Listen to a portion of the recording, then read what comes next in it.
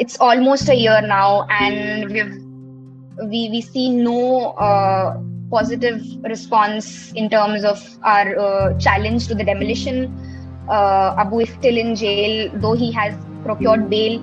But there are other ways through which the administration, the state, is continuing to prolong his incarceration, is continuing to harass our family.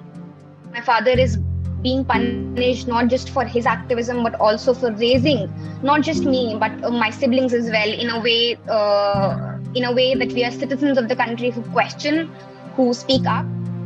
The live telecast, the broadcasting of the entire process was to give out this very message, that the Muslims are being shown their place, that we would not accept any form of resistance from the Muslim community, and another wider message to the Hindu majority, that this is what Hindu Rashtra is. 1 year ago, on 10th June 2022, protests broke out across different parts of the country against derogatory remarks made by a BJP leader about Prophet Muhammad. In different parts of the country, including Uttar Pradesh, these protests turned violent. Mohammad Javed, a renowned senior activist based out of Prayagraj, previously known as Allahabad, was arrested for allegedly instigating the said mob.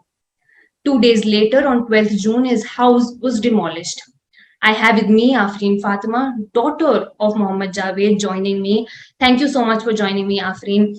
Afreen, it's been 1 year since your house was demolished, since your father was arrested. Your father continues to be imprisoned. Tell us briefly what is happening in the case. So I believe that the sole reason why he's still imprisoned and why the state is adamant to keep him behind bars is because he has been and he is a vocal member of the Muslim community in Allahabad, and he has not just criticized the government but taken the right steps towards challenging the hate and rising Islamophobia within the city. At the time of your father's arrest, the police had made a statement saying that his daughter was telling him certain things. I had also spoken to your sister at the time, who had told me that when your mother and she were detained and interrogated by the police at length had questioned them not just about your father but about you and your affiliation with JNU where you have studied. I want to ask you, you have been a prominent popular student activist in the last couple of years. Your speeches, especially during the anti-CA protests, continue to go viral. Do you think your father is also being targeted due to his association with you?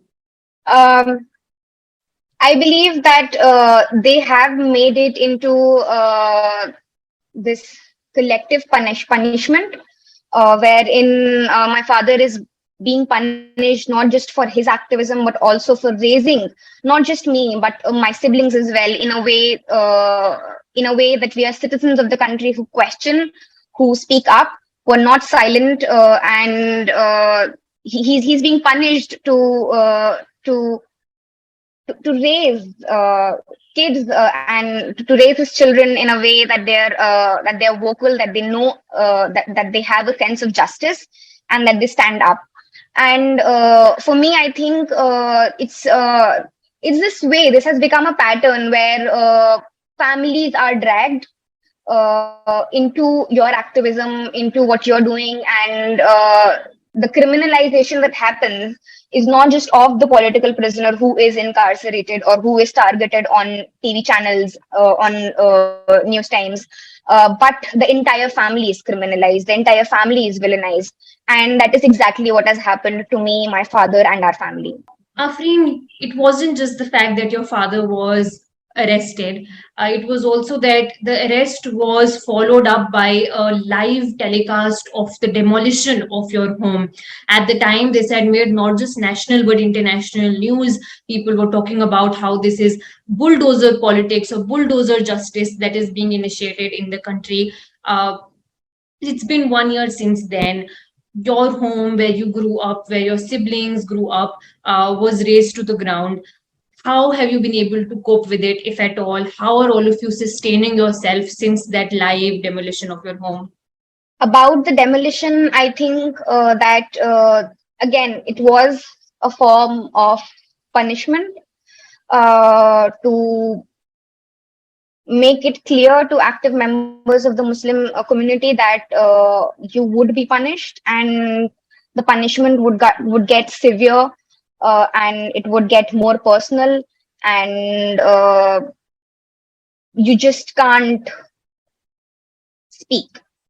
And the live telecast, the broadcasting of the entire process was to give out this very message, that the Muslims are being shown their place, that we would not accept any form of resistance from the Muslim community, and another wider message to the Hindu majority, that this is what Hindu Rashtra is, where Muslims' houses, livelihoods, families would be destroyed, demolished. Uh, as for how we are keeping up, is that we are managing, and we believe that however unjust the entire act was, we have been fighting it in courts, in the court, on the streets, and we will continue to do so. It has been difficult, I'd not lie, for the entire family to be able to make sense of what happened and to continue on. We not just lost our house, we also do not have our father with us. The entire support system of the family. He has been the strongest pillar of our family, especially for me. Personally speaking, he has always supported me in ways that I never realized when he was around. But his unjust incarceration has just made me realize that how much of a support that he was for me. And in that sense, we just believe as a family that we will continue to look forward, and we will brave whatever will be thrown at us. Afreen, you said that this is a message for the Muslim community. Personally, as someone who was so active in student politics and protest culture, have you had to have now start giving second thoughts in how you are able to fight back against what you perceive as injustices? Are you now more cautious about what you post on social media or how it could be instrumentalized against you? Do those thoughts occur to you? To be honest, I don't really think that much into it. It's just that personally, we've just been, the entire process of fighting for justice inside courtrooms is tedious, Herculean task. And that's why everyone says the process is the punishment, the process is the punishment.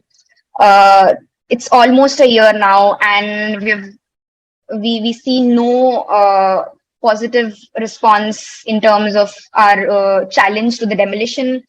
Abu is still in jail, though he has procured bail. But there are other ways through which the administration, the state, is continuing to prolong his incarceration, is continuing to harass our family. I do believe that I am taken aback. I was taken aback, but I do not believe that it has scared me to the extent that I would stop speaking up, or that, in fact, Abu would stop speaking up. Just recently, when I met him in jail, we discussed at length the protests that's happening in Delhi, that the wrestlers are taking out, and he talked about how he's disappointed the way things are going on, and all of that is there. Of course, there's some sense of insecurity that is added on to us, that is being forced onto us, but we believe that we do not want to feel that kind of insecurity. We want to challenge, and we want to continue challenging the state despite all that's being thrown at us. Afreen, at that time, there was a lot of conversation about the legality or the said illegality of your home. There was also you and your family who went out and said that, look, this home is on my mother's name, and whatever the notice was sent a night before was on my father's name. There was also an affidavit that was filed by the authorities subsequently in the court that basically said that there were complaints that they received about the alleged illegality of your house, and in those complaints they had named three complainants, Sarfaraz, Noor Alam, and Mohammad Azam. The Indian Express then went ahead and did a report, and I'm quoting from that report, which said that they went and spoke to the residents of the area. They spoke to 30 residents, 15 of whom declined to comment, fearing government action, and the other 15 said that they had never heard of those complainants as being residents of the area. I then want to understand what is the basis of this complaint. Do you think that there is any legitimacy to the argument that the government is making that this may have been an illegal home? And how do you counter such an argument that effectively involves a lot of bureaucratic red tape that you are having to go through now? Right. So to comment on the illegality of the house, I think the biggest pointer to the fact that this entire act had nothing to do with the illegality of the construction of the house, of the area, of the land that we had lived that we'd been living on since 20 years, but all to all to do with the fact that this was in fact a political punishment, an act of political vendetta.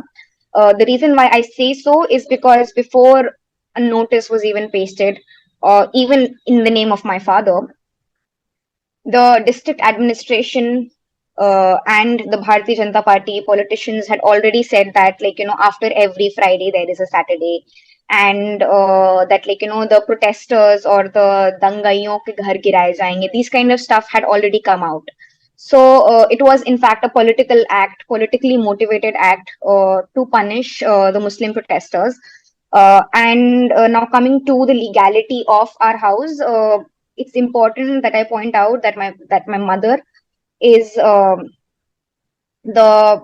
my that my mother is the legal owner of the house, and all the taxes, all the electricity bills, everything we had been paying in our mother name. So if it in fact it was an illegal construction, I'm sure that the Prayagraj Development Authority would know who the house belongs to, and they just wanted to punish Javed Mohammad, and that's why they sent a notice to his name. And like a lot of our neighbors already told the Indian Express, and I just want to reassert and reaffirm that we do not know who these people are who allegedly complained against us. There has never been any incident the past 20 years where any neighbor has had any complaints with anything relating to us, our house. So it's all, like, fictitious, and it's just this weird story that is being weaved by the police. And 1 year on, do you fear your own arrest? Have you been interrogated by the police? Have you been called in for questioning? If yes, how has that been? And do you also fear arrest at some level? the way things have been for Muslims in India, I see myself as no different. And any person, it does not really have to be someone who's politically active or socially active. Uh, it does not have to be someone who's protesting or not protesting. At any point of time, the police can just barge in your home and arrest you for no crime at all. And of course, that insecurity is there. We do feel that, and I think it's not just me who fears. I would not want to use the word fear. It's not just me who expects that kind of action from the state. It's several others, and the way things are and the way India is heading, we just can't expect anything else.